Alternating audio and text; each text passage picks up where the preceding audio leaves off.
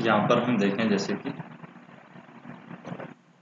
क्या दिया हुआ है, which one of the following is the correct expression for bowed Savart's law. तो बाउड सावर्ट्स लॉ के लिए करेक्ट एक्सप्रेशन क्या है यहाँ पर, डी वी समानुपाती I D I sine theta divide by R square. ये यहाँ पर इसके लिए करेक्ट एक्सप्लेनेशन होगा। नेक्स्ट हम देखें जैसे कि विच of the following statement is true about the magnetic lines of force. तो मैग्नेटिक लाइन्स ऑफ फोर्स के लिए कौन सा स्टेटमेंट यहाँ पर सही है। तो पहला है magnetic lines of force travel from south pole to north pole. तो हम यहाँ पर देखें मैग्नेटिक लाइन्स ऑफ फोर्स हैं, जैसे कि हमारे पास में ये नॉर्थ पोल है और ये साउथ पोल है। तो जो लाइन्स हैं हमारी नॉर्थ पोल से साउथ पोल के लिए बाहर की साइड ट्रेवल करती हैं, इस तरीके से नॉर्थ पोल से साउथ पोल, अंदर की साइड जो ट्रेवल करती हैं वो साउथ पोल से नॉर्थ पोल को ट्रेवल करती हैं। तो यहाँ पर हम देखें magnetic lines of force travel from south pole to north pole outside the magnet, तो ये गलत है, इनसाइड करती है। The magnetic lines of force travel from north pole to south pole, north pole to south pole inside the magnet, ये भी गलत है। Magnetic lines of force never from closed path, तो क्लोज्ड पाथ तो बनाती है, तो ये भी गलत है।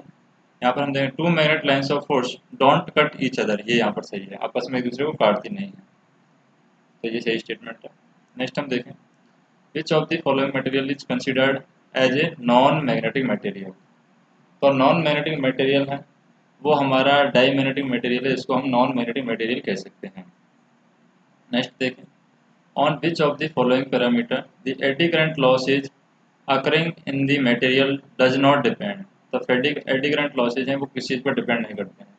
तो एडी करंट लॉसेज का जो फार्मूला होता है, जैसे कि हमारे पास में एडी करंट लॉसेज का फार्मूला होता है W E equal to V M square T square F square और बी।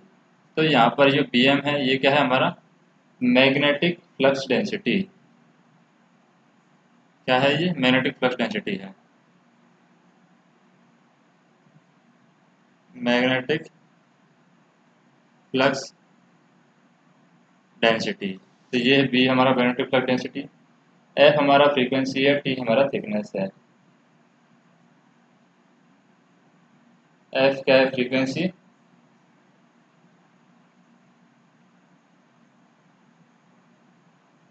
फ्रीक्वेंसी और टी थिकनेस है, और बी यहाँ पर क्या है वॉल्यूम है। तो इसके अकॉर्डिंग हम कह सकते हैं कि ये मैग्नेटिक फ्लक्स डेंसिटी पर डिपेंड करता है और frequency of vibration of flux पर डिपेंड करता है। लेकिन ये यहाँ पर किस पर डिपेंड नहीं कर रहा है, वॉल्यूम ऑफ मटेरियल पर डिपेंड कर रहा है, ससेप्टिबिलिटी पर डिपेंड नहीं कर रहा है।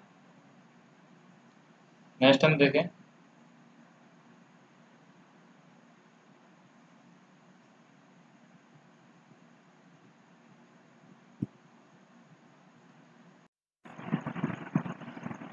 देखें यहाँ पर जैसे कि क्वेश्चन क्या है, determine the magnetic field strength of the material when the intensity of magnetisation is material is 0.84 और मैग्नेटिक ससेप्टिबिलिटी दे रखी है यहाँ पर मटेरियल की 0.0012।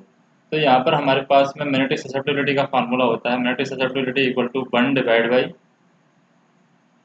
क्या होता है 1 डिवाइड बाई एच, यानी मैग्नेटिक फील्ड स्ट्रेंथ ये होता है। तो यहाँ पर हम ज्ञात कर सकते हैं, यानी एच की वैल्यू हम ज्ञात कर सकते हैं,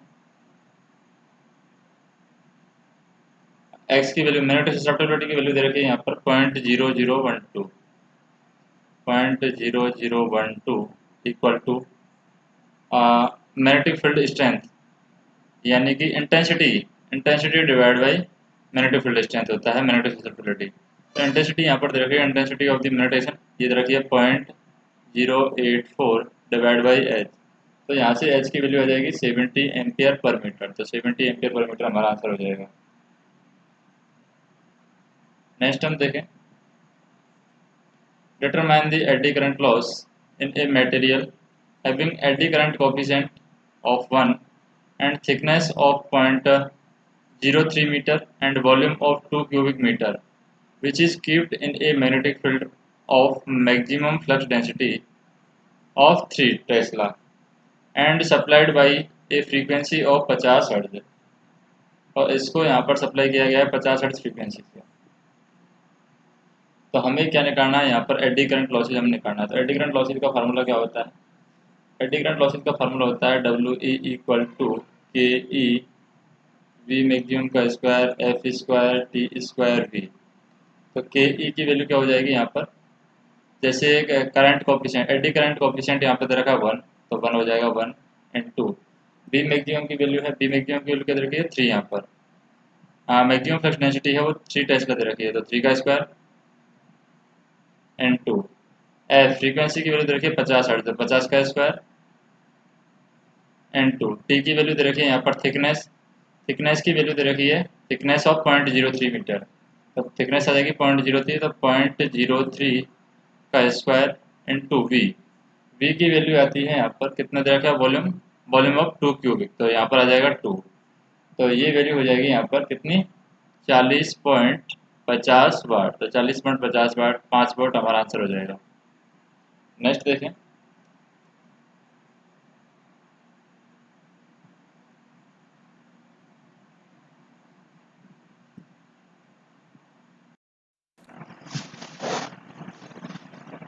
नेक्स्ट हम देखें यहाँ पर जैसे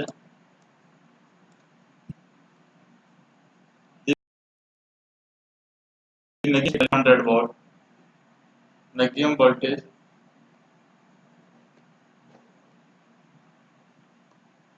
the maximum voltage induced in the coil is 200 volt and the rotation angle of coil is 45 degree।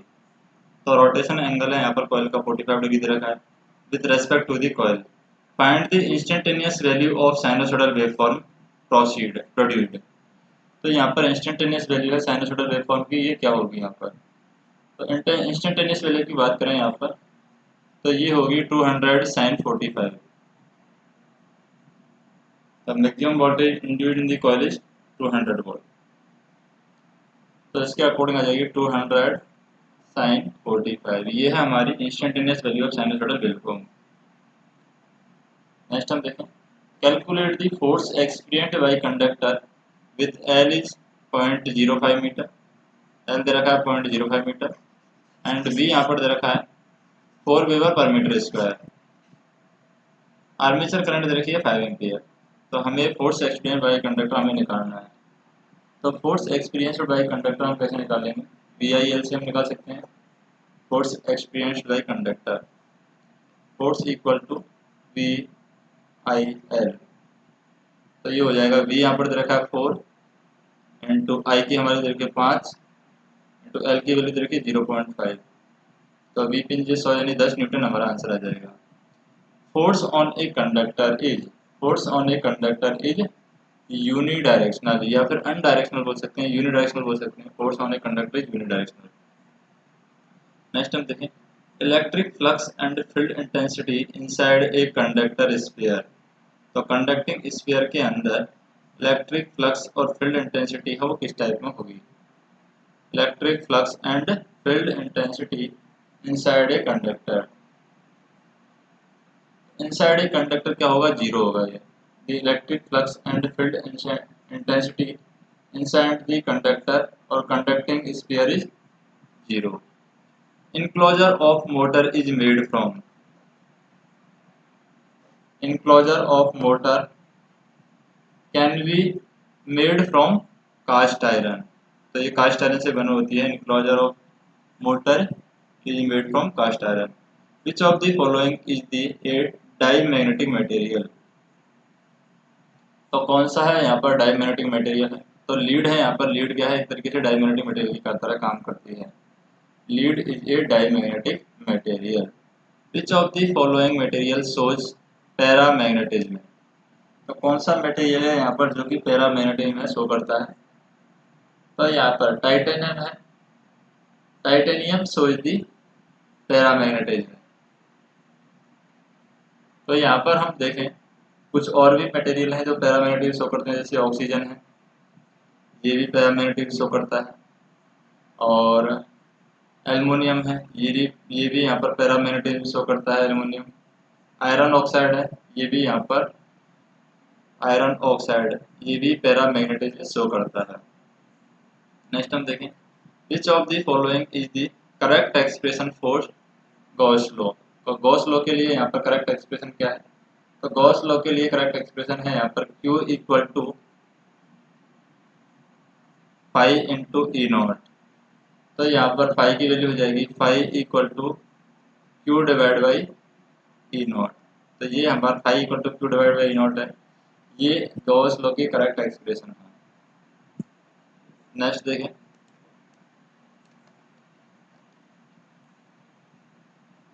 जैसे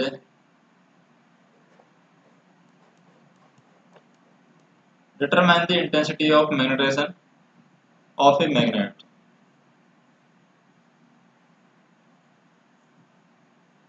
Determine the intensity of magnetization of a magnet when its pole strength is 100 Weber and has a pole area of 70 square meter। Pole area यहाँ पर दे रखा है 70 square metre and pole strength दे रखी है 100 weber. तो यहाँ पर इंटेंसिटी ऑफ मैग्नेटाइजेशन हमें निकालना है। इंटेंसिटी ऑफ मैग्नेटाइजेशन कैसे निकालेंगे? इंटेंसिटी ऑफ मैग्नेटाइजेशन निकालते हैं pole strength divide by pole area, pole strength divide by pole area.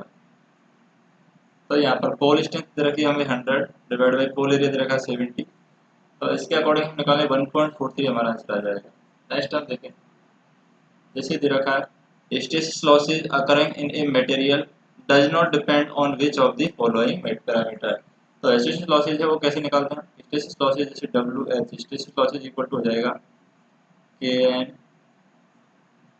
We M और एफ वी, इसके अकॉर्डिंग निकालते हैं। तो यहाँ पर के एन है हमारा स्टेसिस कांस्टेंट है, तो इस पर डिपेंड करता है। दूसरा बी एम है यहाँ पर मैग्नेटिक फ्लक्स डेंसिटी है, ये इस पर भी डिपेंड करता है। और एफ वी है यहाँ पर फ्रीक्वेंसी, इस पर भी डिपेंड करता है। एफ एंड वी यहाँ पर वॉल्यूम है, वॉल्यूम पर भी डिपेंड करता है। तो रिलेक्टिविटी पर यहाँ पर डिपेंड नहीं करता है स्टेसिस लॉसेज। नेक्स्ट हम देखें, जैसे कि हमें क्या करना है यहाँ पर, determine the eddy current losses in a material having the eddy current coefficient 1, thickness 0.02 meter, volume 1 cubic meter, which is kept in the magnetic field of maximum flux density। maximum flux density क्या रखी है 2 Tesla and supplied by a frequency of 50 hertz. तो eddy current losses हम निकालते हैं। तो eddy current losses कैसे निकालेंगे? ओमेगा ई इक्वल टू के इंटू वी एम का square into F square into T square. तो यहाँ पर के की वैल्यू क्या है 1 है, तो 1 इंटू वी एम का स्क्वायर, तो वी एम यहाँ पर हो जाएगा 2 का स्क्वायर हो जाएगा इंटू एफ स्क्वायर, एफ है यहाँ पर 50 तो 50 का स्क्वायर हो जाएगा इंटू टी स्क्वायर। तो टी है यहाँ पर 0.02 तो 0.02 का स्क्वायर। तो इसके अकॉर्डिंग ये वैल्यू हो जाएगी यहाँ पर 4 वाट। तो आंसर क्या हो जाएगा 4 वाट। नेक्स्ट हम देखें, determine the magnitude of EMF. Determine the magnitude of the EMF involved induced between the axis of rotation and the rim of the disk when the disk of radius is 10 cm rotate with an angular velocity of 10 revolution per second, which is placed in a magnetic field of the 4 Tesla acting parallel to the rotation of the disk। तो यहाँ पर हमें magnitude of the EMF निकालना है। तो magnitude of the EMF निकाल लेंगे यहाँ पर, जैसे कि हमें रोटेशन के बीच में रेडियस दे रखी है 10 सेंटीमीटर, वेलोसिटी दे रखी है 10 रेवोल्यूशन पर सेकेंड, और यहाँ पर मैग्नेटिक फील्ड भी दे रखा है 4 टेस्ला। तो इसके अकॉर्डिंग ये वैल्यू आएगी हमारी 1.25।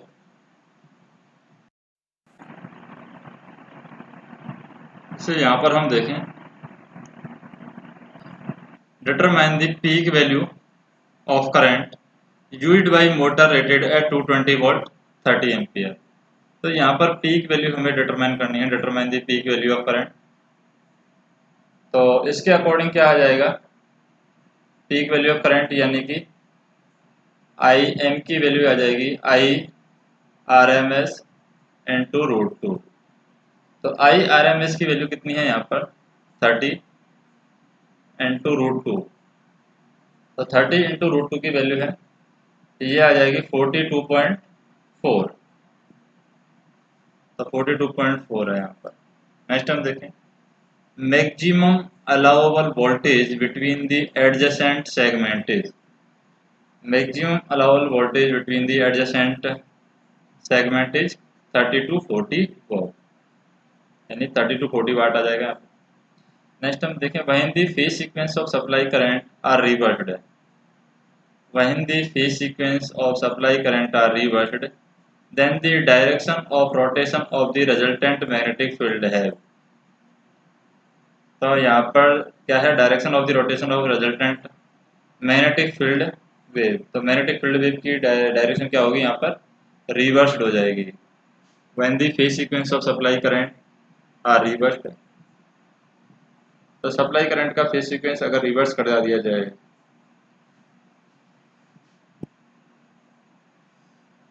when the phase sequence of supply current are reversed then the direction of rotation of the resultant magnetic field wave is reversed।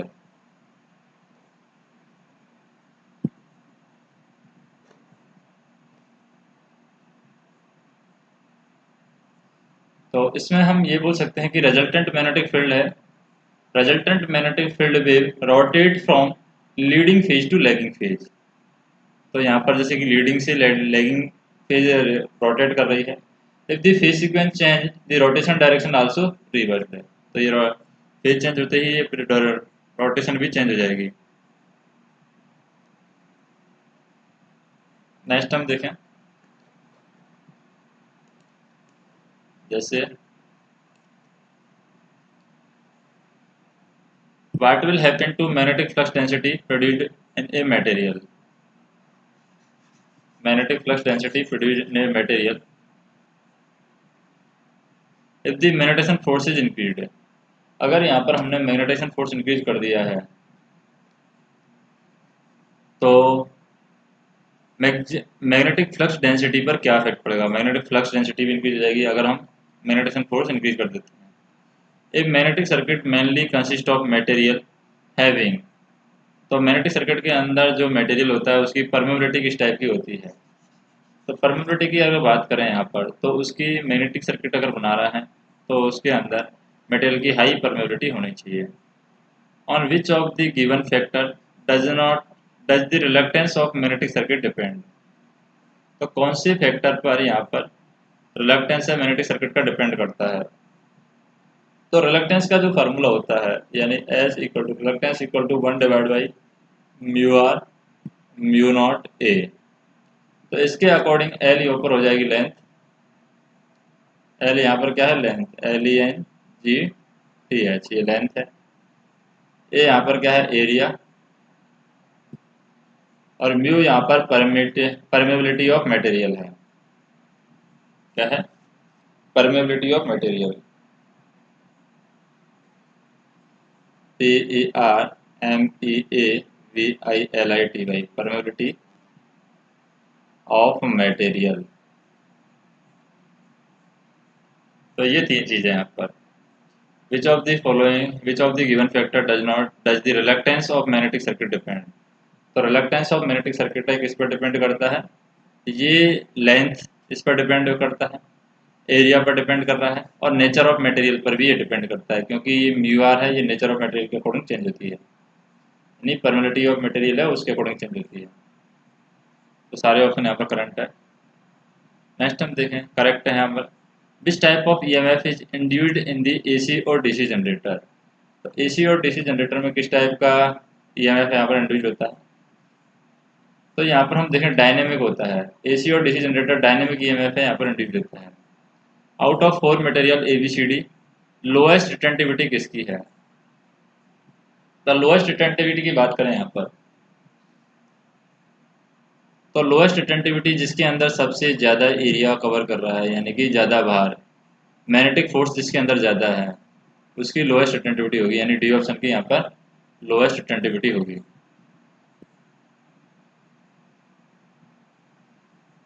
क्योंकि रिटेंटिविटी जिसकी ज़्यादा होगी वो ज़्यादा ऊपर तक जाएगा, यानी कि मैग्नेटिक फील्ड है ये वाला एरिया कवर करेगा। Intersection of we axis shows the retentivity curve, और यहाँ पर वी को यहाँ पर डी सबसे कम यहाँ पर शो कर रहा है, ये डी वाला पोर्शन है, ये वाला, ये डी सबसे कम बी को काट रहा है, तो ये बी यहाँ पर रिटेंटिविटी को शो करेगा, डी की सबसे कम रिटेंटिविटी है। नेक्स्ट देखें, जैसे कि यहाँ पर क्या दे रखा है, current in the circuit on below is 4 ampere. तो यहाँ पर करंट है 4 एम्पियर दे रखी है सर्किट के अंदर। Calculate the magnetic field intensity in the core if the binding has 50 turn, binding के अंदर 50 टर्न है, तो हमें मैग्नेटिक फील्ड इंटेंसिटी यहाँ पर निकालनी है। तो मैग्नेटिक फील्ड इंटेंसिटी कैसे निकालेंगे, जैसे कि एच की जो वैल्यू है, एच इक्वल टू क्या होता है, M M F divide by mean length, M M F divide by mean length, M E N mean length, L E N G T H. तो यहाँ पर एम एफ की value होगी N into I divide by mean length की value होगी L. तो इसके according H की वैल्यू हो जाएगी यहाँ पर, एम एम एफ हो गया हमारा एन इंटू आई, एन यहाँ पर नंबर ऑफ टर्न 50 है, आई की वैल्यू 4 डिवाइड बाई एल की वैल्यू कितनी है 2 इंटू 15 प्लस 4। तो ये हमारा लेंथ हो जाएगा 15 प्लस 4, यानी कि ये क्या हो गया, पूरा लेंथ हो गया, यानी पैरामीटर हमने परिमाप निकाल दिया है शायद का। तो इसके अकॉर्डिंग एच की वैल्यू कितनी आ जाएगी 526। तो हमारा 526 यहाँ पर क्या आ जाएगा, आंसर आ जाएगा। नेक्स्ट हम देखें, आई स्क्वायर आर लॉसेज और ohmic losses are known as. तो ओमिक लॉसेज है यहाँ पर, आई स्क्वायर आर लॉसेज है, कॉपर लॉसेज है कह सकते हैं इनको, I square R losses are copper losses, और हम कह सकते हैं इनको ohmic losses. Which of the following material does not have the constant relative permeability. तो कांस्टेंट रिलेटिव परमेबिलिटी कौन से मटेरियल की नहीं होती है, यहाँ पर फेरोमैग्नेटिक मटेरियल की यहाँ पर कांस्टेंट रिलेटिव परमेबिलिटी नहीं होती है। Ferromagnetic material does not have constant relative permeability. The mathematical expression for the magnetic permeability. तो मैग्नेटिक परमेबिलिटी के लिए जो मैथमेटिकल एक्सप्रेशन है, तो यहाँ पर V इक्वल टू होता है म्यू इंटू एच, और यहाँ पर V है flux density, flux density DENSITY, flux density है V, और H है यहाँ पर magnetic intensity, magnetic intensity, flux density H है मैग्नेटिक फील्ड, मैग्नेटिक इंटेंसिटी। तो ये म्यू की वैल्यू है mu equal to V divide by H. तो mu equal to V divide by H है, ये यहाँ पर मैथमेटिकल एक्सप्रेशन है मैग्नेटिक परमेबिलिटी के लिए। नेक्स्ट हम देखें, determine the pole strength of a magnet. क्या हमें डिटरमाइन करना है, pole strength of a magnet when the intensity of a magnetisation is 10 weber per metre square and the pole area of magnet is 8 metre square. तो pole area है यहाँ पर 8 metre square है, और इंटेंसिटी ऑफ मैग्नेटाइजेशन है यहाँ पर ये दे रखा है 10 वेबर पर मीटर स्क्वायर, और पोल स्ट्रेंथ हमें निकालनी है। तो पोल स्ट्रेंथ की वैल्यू क्या होगी, pole strength STRENGTH, pole strength हो जाएगा 10 इंटू 8, तो यहाँ पर आ जाएगा 80 वेबर आ जाएगा pole strength. When the intensity of magnetisation is 10 weber per metre square, और पोल स्ट्रेंथ है यानी पोल एरिया दे रखा है 8, तो इसके अकॉर्डिंग इसको मल्टीप्लाई कर दिया तो हमारा पोल स्ट्रेंथ आ जाएगा। नेक्स्ट हम देखें, एक coil having area of 300 centimetre square. 300 centimetre square ये कॉइल का एरिया दे रखा है, 120 यहाँ पर टर्न दे रखे हैं, 60 टेस्ला मैग्नेटिक फील्ड है, acting normally in 2 second. What is the magnitude of induced EMF in the coil. तो induced EMF in the coil क्या है, तो जैसे ई की जो वैल्यू होती है, ई इक्वल टू होता है N D phi by D T, N D phi by D T, ये होता है हमारा इंड्यूस्ड ईएमएफ का मैग्नीट्यूड। तो यहाँ पर फाई की वैल्यू है, फाई होता है वी इंटू ए, यानी मैग्नेटिक फील्ड इंटू एरिया। तो ई की वैल्यू आ जाएगी, एन हमारा 120 है टर्न, एन टू वी हमारा है यहाँ पर 60 टेस्ला, तो बी आ जाएगा 60 इंटू ए की वैल्यू आ जाएगी, तो यहाँ पर एरिया है 300 सेंटीमीटर स्क्वायर, तो 300 सेंटीमीटर को मीटर में बदलेंगे हम, तो इंटू 10⁻⁻⁴ हो जाएगा area, divide by D Y by D T कितने सेकंड में है, magnetic field acting normally in 2 second, तो D I by D T के अकॉर्डिंग नॉर्मली 2 सेकंड में ही 2 आ जाएगा यहाँ पर D I by D T के अकॉर्डिंग। तो ई की वैल्यू यहाँ पर आ जाती है 108 वोल्ट, तो 108 वोल्ट हमारा आंसर होगा। नेक्स्ट देखें, जैसे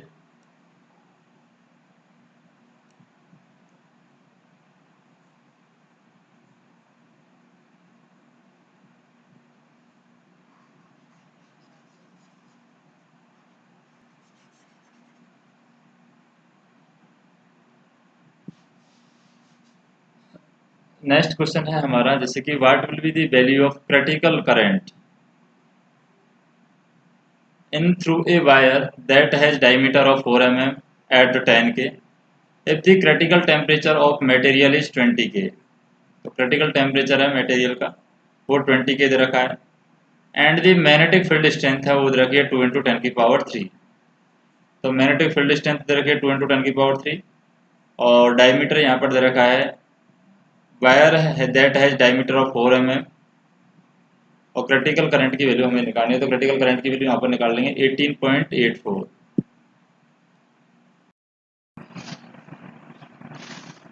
नेक्स्ट हम यहाँ पर देखें, जैसे कि generally the no load losses of an electrical machine is represented in its equivalent circuit. तो जनरली हम क्या करते हैं, नो लोड लॉस हैं इलेक्ट्रिकल मशीन के, उसको हम क्या करते हैं, represent in the electrical equivalent circuit. तो इक्विवेलेंट सर्किट में रिप्रेजेंट करेंगे तो इसको यहाँ पर parallel resistance with high value, यहाँ पर इसको रिप्रेजेंट किया जाएगा। नो लोड लॉसेज हैं इलेक्ट्रिकल मशीन के, उसको रिप्रेजेंट किया जाएगा equivalent circuit by the parallel resistance with high value. Reluctance torque in rotating machine is present, तो रिलक्टेंस टॉर्क है यहाँ पर रोटेटिंग मशीन में कब प्रेजेंट होती है, रिलक्टेंस टॉर्क है रोटेटिंग मशीन में, जैसे एयर गैप नॉट यूनिफॉर्म, ये गलत है। Reluctance scene by stator MF, ये भी गलत है। Reluctance scene by rotor MF, ये भी गलत है। Reluctance scene by working MMF varies, इसके द्वारा हम कह सकते हैं कि रिलक्टेंस टॉर्क है in rotating machine is present when the reluctance scene by the working MMF varies. Next हम देखें, जैसे कि ए short circuited rectangular coil fall under gravity, a short circuited rectangular coil falls under gravity with the coil remaining in a vertical plane and cutting perpendicular and horizontal magnetic lines of force it has। तो इसके अंदर क्या होगा, it has constant acceleration। तो हम यहाँ पर कह सकते हैं short circuit rectangular coil fall under the gravity with the coil remaining in vertical plane and cutting perpendicular horizontal magnetic lines of force it has constant acceleration। for the linear electromagnetic circuit, कोई भी हमें linear electromagnetic circuit दे रखा है, which of the following statement is true। linear electromagnetic circuit के लिए यहाँ पर field energy equal to the coenergy, ये यहाँ पर सही है लीनियर इलेक्ट्रोमैग्नेटिक सर्किट के लिए। नेक्स्ट देखें, in all cases electromagnetic induction and induced voltage will cause a current to flow in the closed circuit in such a direction that the magnetic field which is caused by that current will oppose the change that produce the current। in the original statement of Lenz law, so in all cases of electromagnetic induction and induced voltage will cause a current to flow in the closed circuit in such a direction that the magnetic field which is caused by that of current will oppose the change that produce the current is the original statement of Lenz law. Next देखें, जैसे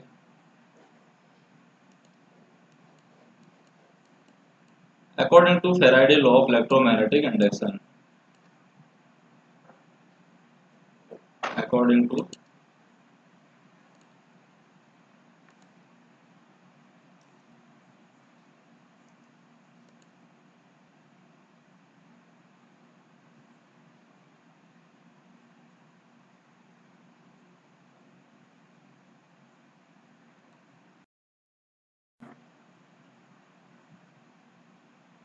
Faraday law of electromagnetic induction, and EMF is induced in the conductor। तो conductor के अंदर जो EMF induce किया जाता है वो whenever it cuts the magnetic flux। So according to Faraday law of electromagnetic induction, and EMF is induced in the conductor whenever it cuts the magnetic flux। Next हम देखें, a magnetic circuit require 800 ampere turn to produce a certain quantity of flux in a magnetic circuit। तो एक magnetic circuit के अंदर 800 ampere turn है जो produce करता है to produce a certain quantity of flux in magnetic circuit. If it's excitation coil has 100 turns, अगर इसकी एक्साइटेशन कॉइल के अंदर 100 टर्न्स है एंड 5 ओम रेजिस्टेंस है, the voltage to be applied in existing coil is, the voltage to be applied in the existing coil is 40 watt आ जाएगा। यहाँ पर हम देखें जैसे कि स्टेटमेंट है यहाँ पर, the force per unit length between the two stationary parallel wire carrying a current। तो फोर्स किस टाइप का उनके बीच में लगता है, तो पहला तो यहाँ पर उनके बीच में जो फोर्स लगता है inversely proportional to separation of wire, ये सही है, inversely proportional to separation of wire. दूसरा is proportional to the magnitude of each current, तो मैग्नीट्यूड के प्रोपोर्शनल होता है। और सेटिस्फाई न्यूटन्स थर्ड लॉ, तो न्यूटन के थर्ड लॉ को ये सेटिस्फाई करता है। तो तीनों स्टेटमेंट यहाँ पर सही है। नेक्स्ट हम देखें, which of the following statement is correct, कौन सा स्टेटमेंट यहाँ पर करेक्ट है, जैसे कि magnetic flux inside the existing coil is same as its outer surface. तो यहाँ पर मैग्नेटिक फ्लक्स है इनसाइड द एग्जिस्टिंग कॉइल, वो सेम है as its outer surface.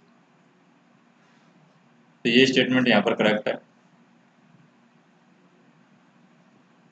Air gap is usually inserted in the magnetic circuit, air gap is usually inserted in the magnetic circuit.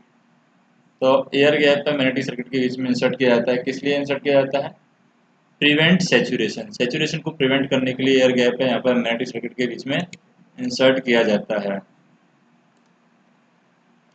Next देखें,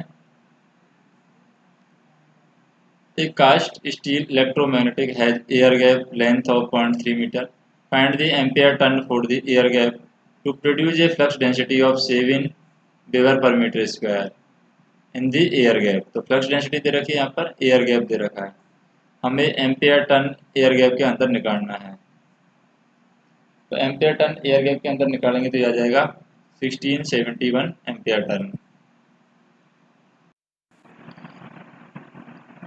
next हम देखें यहाँ पर, जैसे कि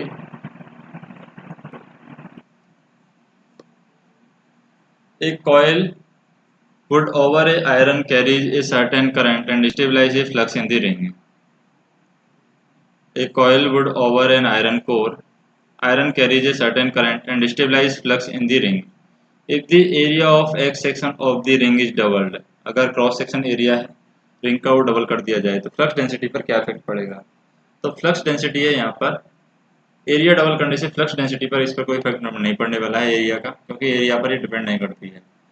stay losses are sum of, stray losses किसका sum होता है, stray losses are sum of iron and mechanical losses, दोनों का लॉस उसका ऐड कर देते हैं तो स्टे लॉसेज हमारे पास में प्राप्त होता है। A circular metallic disc is placed in a vertical magnetic field of constant induction in the downwards direction। If the disc is rotated in the horizontal plane, the MMF induced will be, तो MMF induced will be क्या होगा, MMF induced will be 0, ये गलत है। constant independent disc dash है, ये भी गलत है। increase rapidly इन आउटवर्ड डायरेक्शन, ये सही है। तो यहाँ पर जैसे ही हम सर्कुलर मेटालिक डिस्क है उसको वर्टिकली मैग्नेटिक फील्ड में प्लेस कर देते हैं उसको of a constant induction in the downward direction. If the disc is rotate in a horizontal plane, अगर डिस्क है हॉरिजॉन्टल प्लेन में रोटेट कर रही है तो MMF induced will be increase rapidly in the outward direction. Next हम देखें, three singly excited electromagnetic structure shown in the figure level 1, level 2 और लेवल 3। इसमें आर रोटर दे रखा है एंड स्टेटर दे रखा है। The reluctance torque can be developed है, तो रिलक्टेंस टॉर्क को यहाँ पर किस में डेवलप किया जाएगा, तो रिलक्टेंस टॉर्क को यहाँ पर डेवलप किया जाएगा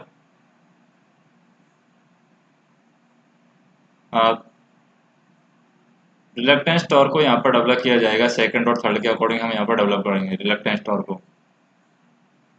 जैसे ये आर है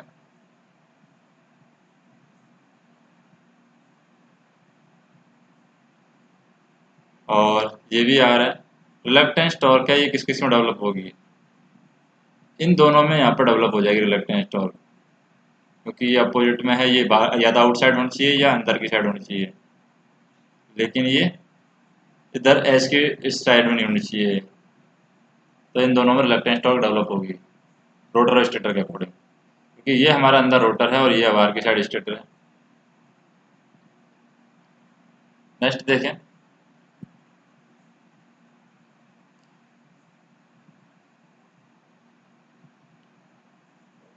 जैसे